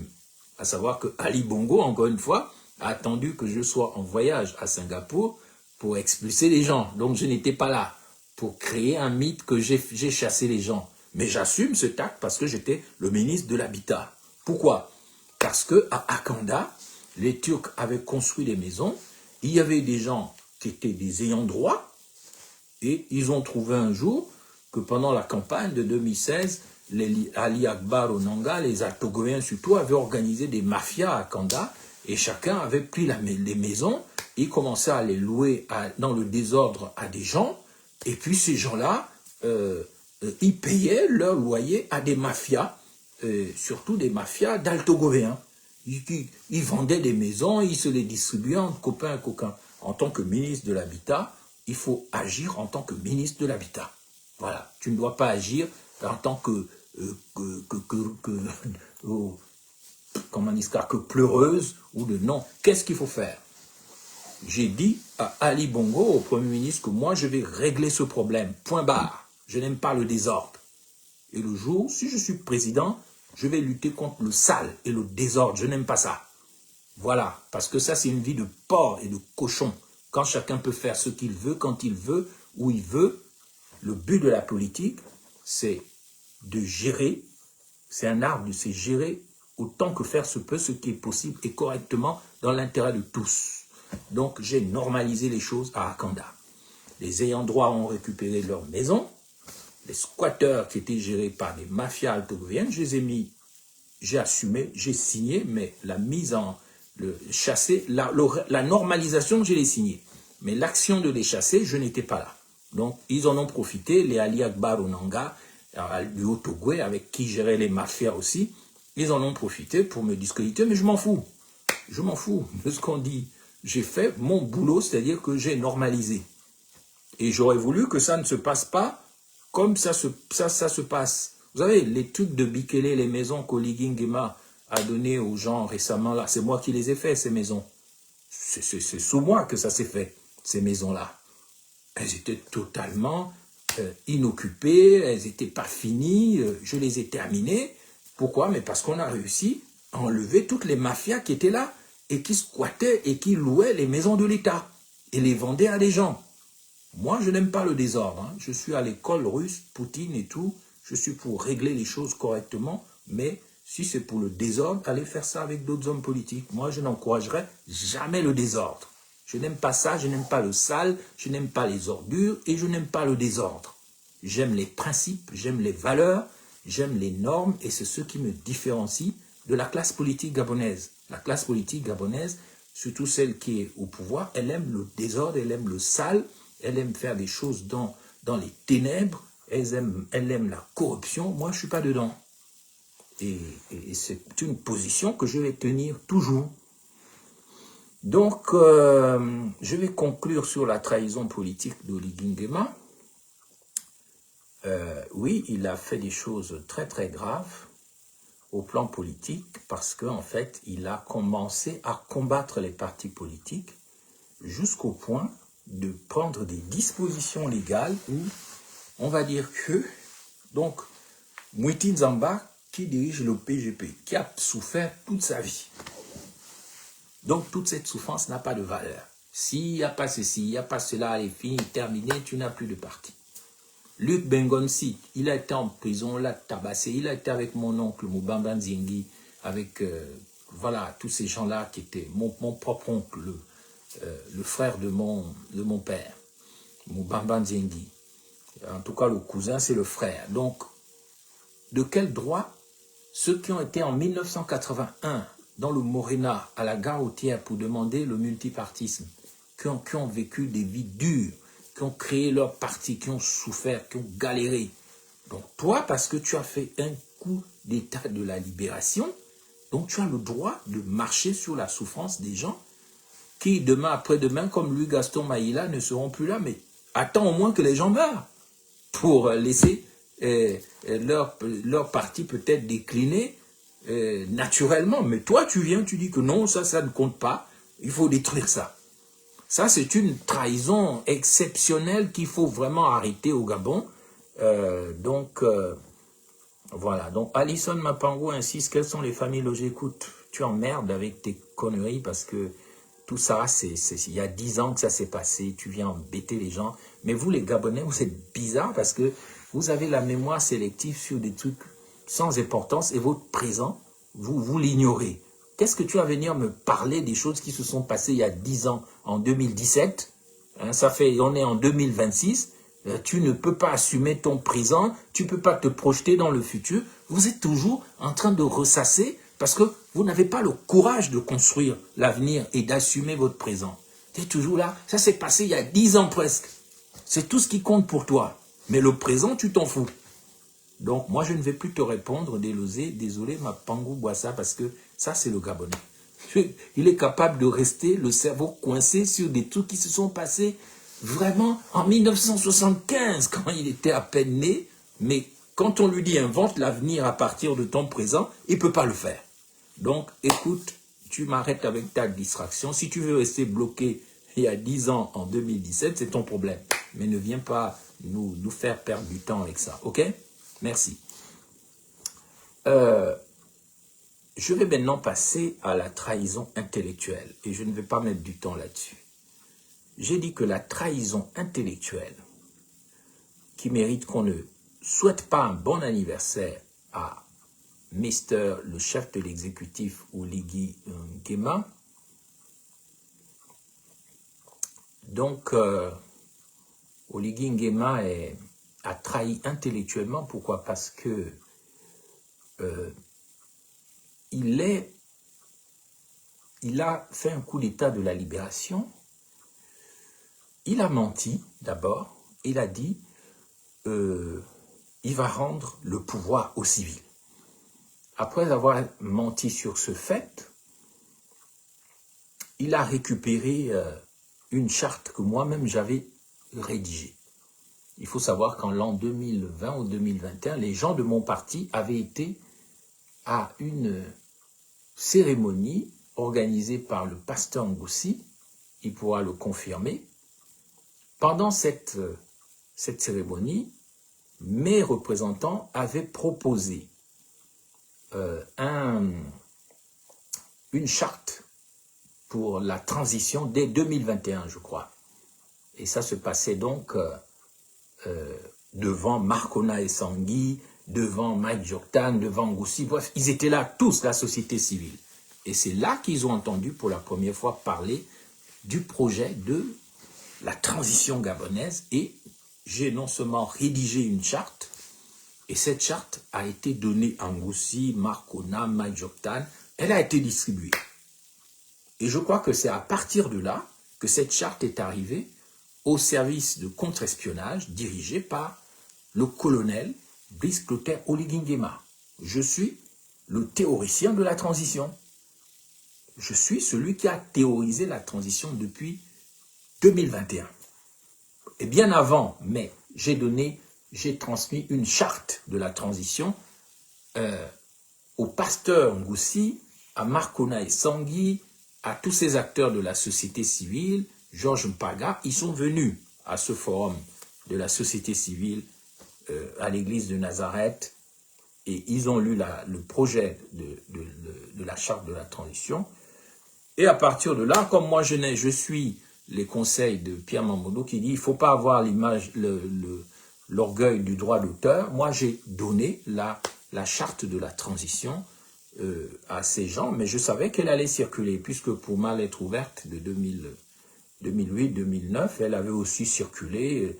On avait failli m'arrêter à cause de ça, donc je savais que les documents circulent, mais je me disais que c'est pour la nation.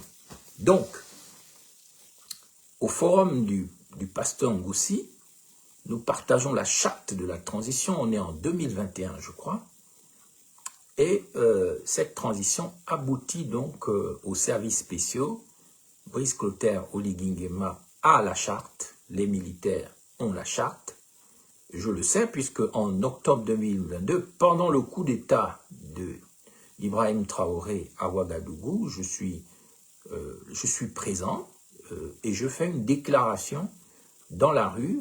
Lorsque les militaires burkinabés défilent, je parle sur Facebook, sachant que on va m'écouter au Gabon, et je dis « Colonel Oligui Nguema, on attend pour toi ». Parce que je savais en arrivant à Ouagadougou, et même les Burkinabés le savaient. Ce sont les militaires burkinabés qui m'ont dit « il y aura un coup d'État chez toi au Gabon ». Ah, vous devez le savoir aujourd'hui. Donc je savais qu'un coup d'État se préparait au Gabon dès octobre 2022, je le savais. Je le savais. Mais je pensais qu'une transition militarisée comportait des risques de ce qui se passe aujourd'hui. Voilà pourquoi je n'ai cessé de militer pour une transition civile soutenue par les forces vives de la nation, dont l'armée. C'est ce qui s'est passé en Centrafrique avec une dame Panza, je ne sais pas quoi, qui a fait la transition. Après le coup d'État, il y a eu une transition civile animée par une dame qui était d'ailleurs soutenue par le président Sassou Nguesso. Et la transition en République centrafricaine n'a jamais été faite par un militaire, elle a été faite par une femme civile. C'est une femme civile qui a fait voilà. Donc, je préviens Alison Mapango, si vous continuez à perturber ce live, on va vous bloquer, hein, puis après vous dégager. On peut le faire tout de suite si vous voulez, hein, si vous ne vous calmez pas. Vous êtes d'abord, vous avez un nom pour nous, vous êtes un poli, vous êtes un idiot, parce que vous savez que les vrais pounous ne font pas ce que vous êtes en train de faire, c'est-à-dire du ngousou, la jalousie, la sorcellerie, la bêtise. C'est ce qui vous coule. Si vous êtes un vrai pounou, c'est votre esprit de jalousie et de ngousou. C'est ce qui tue les bapounous. Les bapounous qui ont normalement une grande culture dans ce monde, ben ils sont les derniers au Gabon. On vous tue en pagaille. Richard Moulomba, Mambundu, Moukani Wango, on vous tue à cause de vos bêtises. Vous ne voulez jamais comprendre. Quand vous avez une étoile, vous venez lui faire la jalousie, le ngousou, parce que c'est ça, votre communauté, c'est ça. Et vous mourrez, on vous tue. Et quand les gens sont morts, vous les adorez parce que vous n'aimez que les morts, vous les pounous. Vous n'aimez que les morts, vous les Gabonais. C'est quand quelqu'un est mort que vous venez dire « Oh, rip, oh, condoléances » dans votre hypocrisie. Donc tu arrêtes ta sorcellerie, je ne suis pas ta viande, ma chair n'est pas sucrée, donc tu te calmes et tu arrêtes de perturber ce live. Idiot que tu es, n'a dit qu'on nous dit on son toi, ok? Bien. Donc, mes chers compatriotes, la trahison de monsieur le chef de l'exécutif gabonais, elle est politique, elle est aussi intellectuelle, et je vous ai dit que intellectuellement, ils ont non seulement pillé mes idées, celles de la transition, celles de la charte, mais ils m'ont combattu. Ils ne m'ont pas reconnu à ma juste mesure. Ça, c'est une trahison. Oligui Nguema voulait faire un coup d'État militaire sanglant. Ça, je vous donne un secret d'État. Oligui Nguema voulait faire un coup d'État sanglant. Ils avaient déjà rassemblé des tonnes d'armes dans le Haut-Ogooué, comment on appelle encore cette ville-là? Elle m'échappe, elle est à la frontière congolaise. Ils avaient rassemblé des tonnes d'armes là-bas pour faire un coup d'État sanglant. Mais c'est en m'entendant parler de la transition pacifique qu'ils ont changé d'avis. Pourquoi ils ont honte de m'appeler? Pourquoi ils n'ont rien intellectuellement? Ils ont échoué intellectuellement parce que toutes les idées de la transition populaire et pacifique, ça vient de moi. Parce que eux, ce qu'ils avaient prévu, c'est de faire un massacre, un coup d'État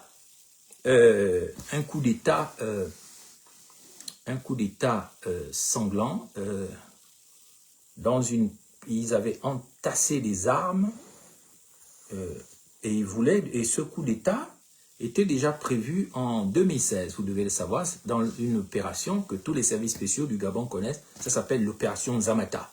C'est-à-dire que si Jean Ping réussissait à s'imposer, à ce moment-là, il y avait le même coup d'État à partir d'une ferme agricole qu'on appelait dans le Wellington un Nzamata. Il y a un endroit, il y a un village dans le nord qui s'appelle Nzamata. Donc l'opération Nzamata, c'est moi qui ai fait échouer ça. Parce qu'à partir du moment où il se passait ce qui devait se passer, on pouvait avoir un coup d'État sanglant, incluant la mort de Jean Ping. Voilà, il y en avait qui n'étaient pas d'accord avec ça. Oui, tu peux dégager Alison Mapangou Boissa, on n'a pas besoin de toi, je n'ai pas besoin de toi, c'est pas toi qui me nourris, va voir ailleurs, va sur les lives de Billy Binze ou d'autres ou machin, va voir ailleurs, je n'ai pas besoin de t'avoir sur mon live, ok? Donc dégage, merci. À partir du moment où Oligui Nguema a échoué politiquement, il a aussi échoué intellectuellement puisqu'il a pris les idées des autres, il n'a pas réussi à les mettre en œuvre, à en faire quelque chose d'efficace pour créer des concepts, créer une vision, parce qu'il a combattu les intellectuels, les gens qui ont des idées, et il a travaillé avec des gens comme ceux que vous voyez sur ce live, c'est-à-dire des gens qui sont des jaloux, c'est-à-dire mes propres amis, par exemple, que j'avais connus à la société civile, d'autres avec qui j'avais fait des choses politiquement, qui ont changé de bord, et je les comprends, chacun cherche sa vie, mais il a écouté des gens qui lui ont dit « Ah, Moubamba, non, jamais. Ah, lui-là, il n'est pas, non, tu ne peux pas le contrôler, c'est un mauvais et tout. » Et donc, intellectuellement, ils n'ont rien. Ils n'ont rien. Ils n'ont pas des concepteurs d'idées. Et c'est pour ça qu'ils calent et qu'ils ont échoué intellectuellement. Ils ont pris les gros mots, ils ont créé l'UDB, ils ont créé le concept des bâtisseurs, mais ils sont incapables de dire clairement qu'est-ce qu'est les bâtisseurs. Au moins, le PDG, on peut en penser ce qu'on veut, mais ils avaient quand même des intellectuels, des gens qui pouvaient vraiment définir les concepts et dire voilà, le petit livre vert, tout ce qu'on veut, on est d'accord, on n'est pas d'accord, là n'est pas le problème, mais il y a des vrais concepteurs intellectuels. Donc, le pouvoir d'Oligui Nguema est faible politiquement, il est archi faible intellectuellement. Parce que même leur dialogue qu'ils ont fait en Ngondje, il était entouré que de gens qui étaient dans le ressentimentalisme, c'est-à-dire la volonté de venger, de se venger, de bloquer des gens. Et il ne s'est entouré que de grosses gueules, mais qui sont des cancres. Il suffit qu'il hurle sur les réseaux sociaux, voilà lui. Il suffit qu'il soit un mauvais, qui parle beaucoup, qui fait le bruit, qui est capable de faire des sales coups. Voilà lui, c'est lui qu'on écoute. Donc, il s'est appauvri intellectuellement et à partir de là, le pays manque de vision, le pays manque d'intellectuels valables, on ne sait pas où on va. D'ailleurs, je pense même que le chef de l'exécutif gabonais est même étonné quand on lui dit « Oh, les agences de notation vous ont encore mal noté, mamie. » Mais comment c'est possible? Je l'ai entendu dire « J'ai remboursé et j'ai payé ma dette. » Mais tu n'as pas payé la dette, mon Dieu. Chef de l'exécutif, tu as payé la dette quel jour? Tu n'as jamais payé la dette. Tu ne peux pas dire que payer une partie de ce que tu dois à la Banque mondiale ou FMI, que tu as payé la dette. Tu n'as jamais payé la dette. Donc, voilà le genre d'exemple de faiblesse intellectuelle du pouvoir qui fait qu'on ne sait pas où on va, on navigue à vue. Hein, nous allons remettre un peu d'électricité. Voilà, on navigue à vue et puis ça fait que le pays est dans un blocage intellectuel. Au niveau conceptuel, il n'y a rien. Les gens racontent n'importe quoi et ils se font passer pour des gens qui savent alors qu'ils ne savent rien. Un pays doit être entouré des gens qui savent. Et le problème du pouvoir d'Oligui Nguema, dont on célèbre l'anniversaire aujourd'hui, c'est un pouvoir, c'est un vide ontologique, c'est un vide conceptuel. Et ça, c'est un problème. C'est un gros problème. Je salue Grace Geno, notre avocate que j'aime bien suivre de temps en temps également. Et donc, à partir du moment où j'ai parlé de la trahison politique et de la trahison intellectuelle, le vide total, le cul de l'ontologie, c'est ce que j'appelle le cul de l'ontologie. Cul de l'ontologie, c'est-à-dire qu'il n'y a rien, c'est des entités du bas astral qui règnent. Mais je pense qu'il n'est pas trop tard. Hein. Mais si Oligui Nguema ne m'écoute pas, s'il continue à... Moi, je n'ai pas besoin d'aller au gouvernement. Je ne cherche pas à avoir un peu... J'ai déjà donné. Hein. On ne m'y prendra pas une deuxième fois à aller donner mon énergie à des gens qui ne valent pas la peine. Gardez votre pays, faites ce que vous voulez. Ce n'est pas vous qui me nourrissez. Je suis très bien comme je suis. Moi, je parle aux Gabonais parce que je me préoccupe du sort de ce pays. Mais je pense que politiquement, on est au balango, on est par terre. Intellectuellement aussi, on est par terre, il n'y a rien, il n'y a rien. Il n'y a rien.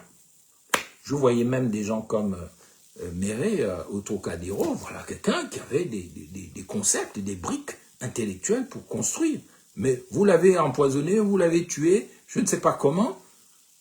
Alors, aujourd'hui, ce sont les intellectuels qui meurent le plus au Gabon. C'est un signe de l'échec d'Oligui Nguema et du chef de l'exécutif, même s'il n'est pas responsable de tous les morts. Mais enfin, on a bien vu que Mukani Ouangou, directeur de l'école de la magistrature, un grand intellectuel, qui épousait d'ailleurs une de mes nièces, mais voilà quelqu'un qui est mort empoisonné, ça se voyait sur lui qu'il était en train de mourir. Mais qui l'a viré de l'école de la magistrature, un grand juriste? Eh bien, qu'on l'a viré, la transition ne l'a pas réhabilité. Il n'a pas eu droit à ce qu'il avait. Donc, la guerre aux intellectuels donne le vide ontologique, le vide intellectuel, le cul de l'ontologie. Voilà un exemple, Mukani Ouangou. On s'attendait à ce que la transition au moins lui rende hommage, lui donne ses droits. J'espère qu'ils ont tenu compte de sa mort au moins pour aider la veuve, mais le fait d'avoir lutté jusqu'au bout contre un homme qui a été empoisonné spécialement pendant la concertation de 2023, Billy Bizet étant le Premier ministre, j'ai dit à Mukani Ouangou, mais tu vas faire quoi là-bas? Ils ont encore dit, oh, mais toi, Moubamba, tu racontes du n'importe quoi, machin. N'allez pas là-bas. la concertation qui se passait au ministère de la Défense. C'est là que certains ont pris les poisons. J'ai parlé de Mokani Wangou, mais je peux parler aussi de Richard Moulomba, qui a reconnu qu'il avait été empoisonné. Par qui? Mais, comme on ne veut pas parler de ça, bon. Moi, j'ai parlé à tous ces frères-là, j'ai dit, mais vous me négligez, mais moi, ils ne m'ont pas tué. Écoutez mes conseils, comment j'ai réussi à échapper à ces gens-là. Mais il y en a, ils se croient tellement intelligents, tellement brillants, tellement ceci, cela, qu'ils ont péché parfois par excès de confiance. Résultat des courses, ils ont été empoisonnés. Et la liste est longue, hein. Notre ami, le sociologue qui était chez Jean Ping, Anaclé Bissielou. C'est pas normal. Les têtes de ce pays meurent au profit de la promotion des cancres.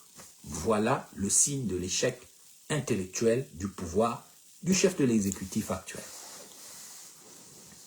Anaclé Bissielou, après 2016 et l'exil qu'il a vécu au charbonnage, il ne pouvait pas avoir des habits froissés, à prendre le taxi, n'avoir rien à bouffer, un grand sociologue. C'est pourtant ce qui s'est passé. Et aujourd'hui, les gens viennent faire les malins, l'opposition, ceci, les plateformes, oui, d'accord, ça recommence encore le scénario, mais enfin, on va voir. Allons-y seulement, je n'ai pas dit non, hein. Vos nouvelles plateformes de l'opposition, je n'ai pas dit non, Jean-Rémy Yama, je n'ai pas dit non. Mais ne faites pas ce que vous avez fait comme erreur déjà, c'est-à-dire que vous m'avez négligé, vous ne m'avez pas écouté, vous êtes mort, vous êtes allé en prison, et tout, et tout, et tout. Pourquoi? Mais parce que là où règne l'obscurité intellectuelle, c'est là où les panthères noires viennent en chasse. Et quand elles viennent en chasse, c'est pour tuer et lécher le sang. C'est de ça qu'il s'agit. Dernière erreur du chef de l'exécutif, l'erreur spirituelle. La trahison spirituelle. Le président dont on célèbre l'anniversaire aujourd'hui, et qu'on ne va pas lui souhaiter les vœux d'anniversaire parce qu'il nous a trahis, c'est qu'après nous avoir trahis politiquement, nous avoir créé des catégories des Gabonais, nous avoir menti, nous avoir enfermés dans les prisons, nous avoir arrêtés, en fait avoir trahi le projet du coup d'État de la libération, où on retrouve maintenant Bob Mendom en prison, Machin en prison. Mais qu'est-ce qu'ils font en prison, mon Dieu? Qu'est-ce qu'ils font en prison? En quoi sont-ils un danger pour un militaire? En quoi Bob Mengom est un danger? En quoi un tel qui parle sur les... Mais ça veut dire que tu es faible si tu as peur des gens qui parlent.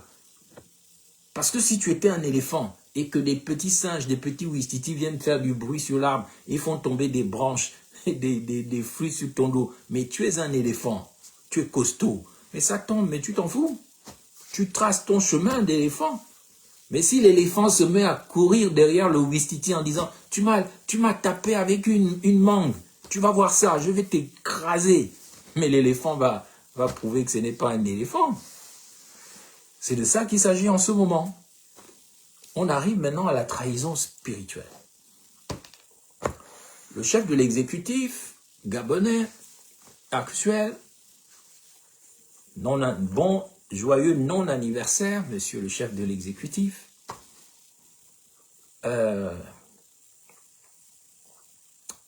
le chef de l'exécutif arrive, il se présente comme un catholique polygame. Ça passe encore.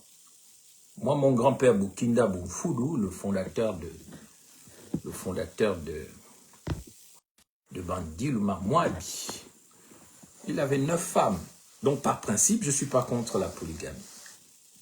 Mais à condition que la polygamie soit exercée dans le respect des principes, des valeurs et des normes bantoues et des normes sociales et de l'État.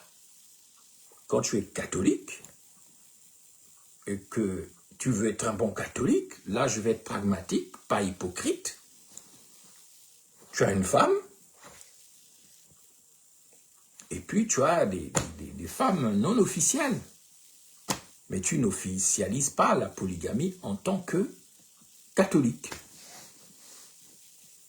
Ensuite, tu es dans les églises éveillées. Il y a même des pasteurs qui écrivent les livres à la gloire du chef de l'exécutif, des églises éveillées, je ne vais pas les citer. Parce qu'ils sont très sensibles, surtout quand c'est des Bapounous. Moi, je critique tout le monde, les Bapounous, les Fans, les Altogovéens, parce que moi, je rêve d'un Gabon, nord, sud, est, ouest, tout le monde est traité de la même manière. Il n'y a pas quelqu'un qui est supérieur à qui que ce soit. On ne doit pas te traiter de bilop-lop, on ne doit pas te traiter de kangalio et kangali, on ne doit pas te traiter de mangeur de chenilles. Tout Gabonais est Gabonais, point à la barre. Donc, l'institution de la polygamie, tout en étant un contre-modèle catholique de la polygamie soutenu par les évêques catholiques et les pasteurs des églises éveillées protestantes, mais pas toutes les églises. Il y en a qui n'ont pas. Il y a eu un manque de cohérence à ce niveau spirituel. Vous pouvez avoir votre femme, comme qui ne sait pas que Omar Bongo, qui fut chrétien et après musulman, qui avait le droit d'être polygame, mais il a reconnu tous ses enfants nés d'autres femmes, mais il était monogame officiellement pour des questions de cohérence. Donc on ne juge pas votre sexualité, on ne juge pas votre succès affectif avec les femmes, mais c'est une question de cohérence dans le management et de représentation de l'État. Si vous êtes un musulman comme Diomaye Faye, Sénégal, et que vous voulez vous afficher avec vos deux femmes, il y a une cohérence d'un État musulman avec un président qui assume ces deux femmes. Mais si vous dites que vous êtes catholique, vous vous comportez en catholique en sachant que les rois de France catholiques avaient une reine de France, mais ils avaient aussi comment on les appelait aussi, ils avaient d'autres femmes, ils avaient des enfants. Mais il y a une question de cohérence et d'exigence. Le président doit être exigeant dans son comportement. Parce que c'est un exemple pour la nation, pour les petits garçons, pour les filles. Parce que le corps du président, ça je vous renvoie à Kantorowicz. Vous savez, je suis un philosophe. Il y a un philosophe qui s'appelle Kantorowicz qui a écrit Les deux corps du roi. Le corps du roi, donc le corps du président, il a deux corps. Il a le corps physique, il a le corps mystique. C'est un peu copié sur le christianisme. Le corps du roi représente non seulement son corps physique, mais il représente aussi le corps mystique de l'État. Et donc, il y a une façon, quand on est au pouvoir, de respecter son corps, parce que son corps ne représente pas que ton corps. C'est bien facile d'aller manger le corps du Christ à l'église, mais ton corps aussi, en tant que dirigeant, représente le corps mystique de l'État. Voilà pourquoi tu ne peux pas le présenter à la population n'importe comment, parce que le corps, quand Ali Bongo avait l'AVC et qui marchait de manière tordue avec sa canne et parlait n'importe comment, le Gabon était traumatisé, pas parce qu'on n'avait pas pitié d'Ali Bongo, mais parce qu'on voyait dans le corps d'Ali Bongo le corps malade de l'État. Parce que le corps du président, c'est le corps mystique de l'État. Il ne peut pas le montrer n'importe comment, il ne peut pas s'en servir n'importe comment, il ne peut pas le mettre n'importe où. Parce que c'est le corps mystique de l'État, les deux corps du roi Kantorowicz, pour ceux qui aiment lire. Mais comme on a tué l'éducation, on ne veut pas faire les choses correctement, on tourne en rond, on est dans une trahison spirituelle, parce que déjà, ça commence par un désordre spirituel au sommet de l'État avec le corps du chef de l'État qui, dans sa dimension physique, blesse le corps mystique de l'État qui nous représente tous, c'est-à-dire le corps de la nation, représenté symboliquement par le corps d'Oligui. Un président doit faire attention. Même Omar Bongo, quand on le voyait, on voyait en lui le corps mystique de l'État, qu'on l'aime ou qu'on l'aime pas. C'est pareil pour Macron, c'est pareil pour Trump, c'est pareil pour Poutine, c'est pareil pour Xi Jinping en Chine. C'est comme ça que ça marche. le corps du président représente symboliquement le corps de tout le monde. Et donc, ce n'est plus le temps de se rattraper des frustrations de l'enfance. On est obligé d'être très exigeant avec son corps. Ça ne veut pas dire qu'on est un saint. Ça ne veut pas dire qu'on fait tout correctement. Mais on fait attention. Moi, j'ai été, de 2006 à 2007, pendant que j'étais en France, j'ai convaincu les évêques catholiques d'organiser entre 2006 et 2006 et 2007, le 25e anniversaire du voyage du pape Jean-Paul II au Gabon. C'était encore une fois mon idée. Alors, Aïto Bidan, Roosevelt ne pouvait pas marcher, il a été un grand président. C'est la tête qui compte. Mais c'est que vous ne comprenez pas ce que je veux dire. La sacralité du corps du président, ça ne veut pas dire qu'il n'a pas des faiblesses fonctionnelles. Vous pouvez être malade, dans le sens d'Ali Bongo. Le problème d'Ali Bongo, c'était qu'il était atteint au niveau cognitif. Mort ou pas mort, il y avait un problème à ce niveau. À partir du moment où il n'y a plus de tête, le corps n'a plus de tête, c'est que l'État n'a plus de tête. Et c'est ce qui s'est passé.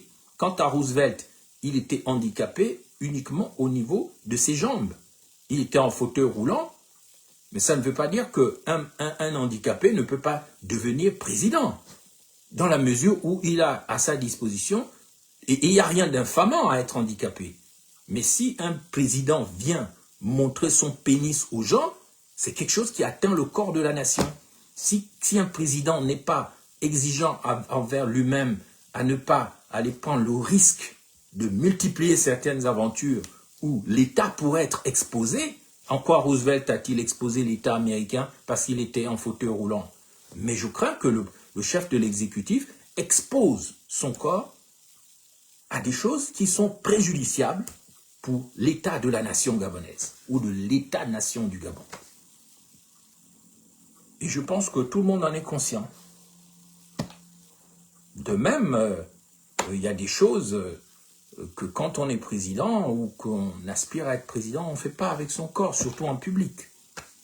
Mais la trahison spirituelle ne s'arrête pas tout simplement à des considérations sur le corps de l'État. Aïto Bidan, tu perds ton temps ici, ne me fais pas perdre du temps, je ne fais pas mon live pour toi, ok? Sinon tu vas chez Billy Bizet et tu arrêtes d'emmerder les gens ici. Je n'ai pas à faire un débat avec toi. Donc laissez-moi terminer ce live au lieu de venir raconter. Si vous voulez, faites vos lives et montrez-vous plus intelligent que Moubamba. Hein, vous avez aussi un pénis, voilà, faites. Montrez que vous avez de la vitalité spirituelle, intellectuelle et dégagez vos idées. Au lieu de venir faire des débats de quartier comme si vous étiez dans un bar à Kingere ou à Machibichos. Ok, vous me laissez finir et vous arrêtez vos conneries. Je vous remercie. En ce qui concerne la spiritualité, l'échec spirituel du chef de l'exécutif gabonais, c'est aussi, après qu'on l'ait découvert catholique, chrétien, on le découvre maintenant dans un contexte où il serait un traditionnaliste. On le voit lors de sa prestation de serment avec le bien nommé Junior Ndondon, que je regrette aussi de voir en prison parce que vous ne le savez pas, mais Junior Ndondon, c'est un de mes amis. Mais à l'époque où moi je l'ai connu, il n'était pas comme ça. Junior Ndondon sait ce que j'ai fait pour ce pays.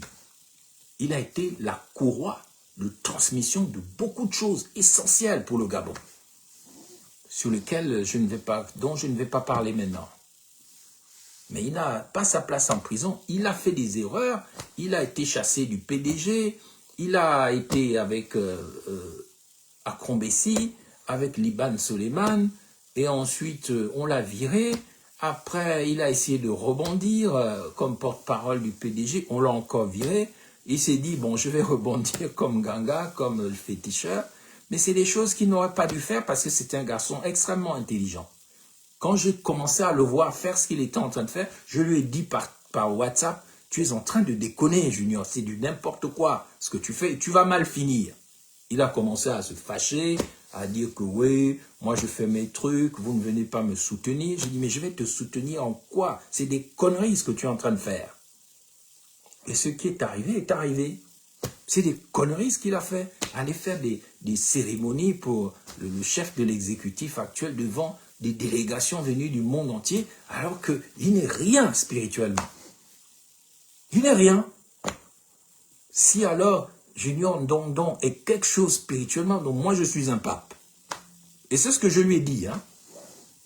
J'étais rassuré quand il s'est marié, je dis bon, il revient à la raison, mais cette histoire, le désordre mystico-spirituel qu'il a fait au stade avec le chef de l'exécutif, ça a seulement montré aux yeux du monde que le chef de l'exécutif est désordonné.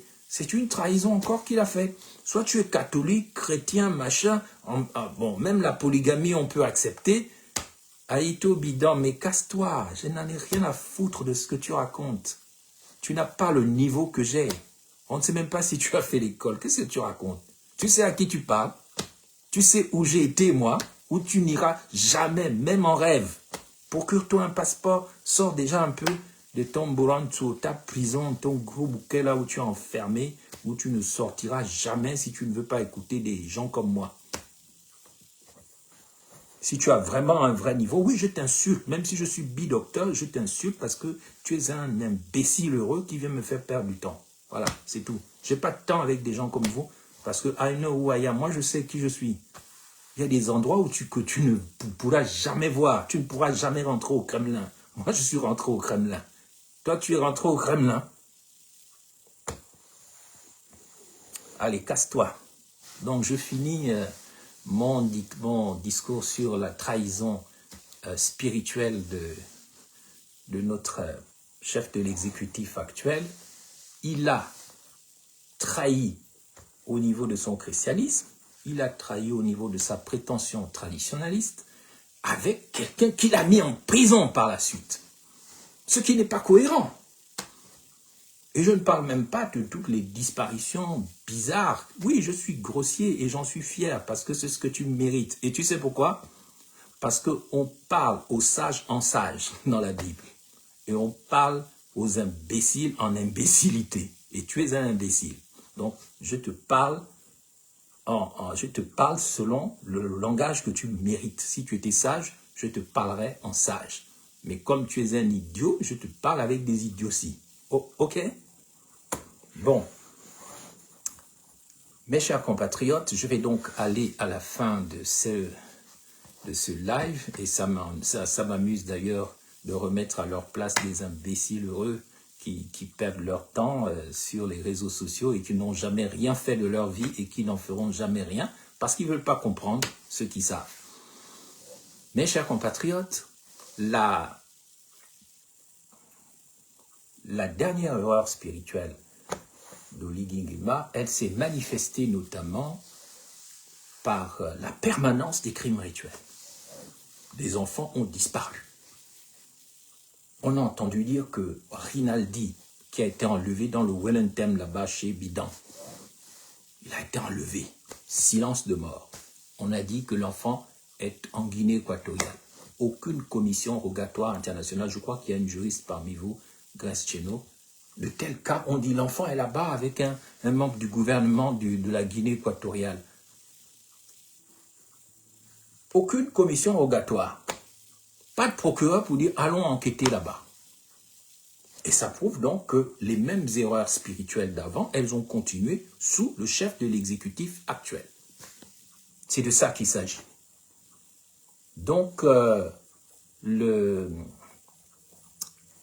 petit Rinaldi qui disparaît, silence de mort. Aucune action de la nouvelle 5e République.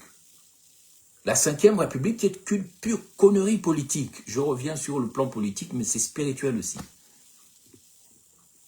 On change de république lorsqu'on change de système. Ça veut dire que tout le système change. Donc on ne peut pas dire que parce qu'on a changé de président, on a changé de système. La classification de la République, elle est systémique. C'est le changement de système. Quand on est passé en France de la 4e République à la 5e République, ça veut dire on changeait tout le système. On revenait finalement à une monarchie présidentielle, alors qu'avant, c'était un régime parlementaire et on changeait du tout au tout. C'était plus la même chose. Mais on ne peut pas dire au Gabon qu'il y a une 5e République puisqu'il n'y a pas de bouleversement systémique. Il n'y a pas ce qu'on appelle une rupture épistémologique. La rupture épistémologique, c'est une rupture en tout et pour tout, et c'est pour ça qu'on peut parler d'une nouvelle république. On n'a pas changé de république au Gabon. Il n'y a pas un bouleversement systémique qui justifierait qu'on dise qu'on a changé de république, maintenant on est à la 5e République. C'est des bêtises, c'est des mensonges, c'est des erreurs spirituelles. Parce que au plan spirituel, la République gabonaise a des pères. Elle a des pères qui sont des spirituels qui ont numéroté ce pays de 1 à 9. Ils ne l'ont pas fait par hasard. Donc à partir du moment où on dit qu'on a changé de république, il faut nous dire en quoi le système a changé. Vous me pardonnerez, parfois je sors parce que ma batterie qui est en train de s'épuiser. J'ai peur que mon live se coupe brutalement, donc je dois rebrancher intelligemment. Bon, je crois que on va terminer ici puisque je suis à 2%. Je suis obligé de finir ce live maintenant, mais vous avez compris toutes les 3 erreurs dont j'ai voulu parler. Nous allons nous arrêter là. Je vous remercie d'avoir été nombreux à ce live et merci de le partager.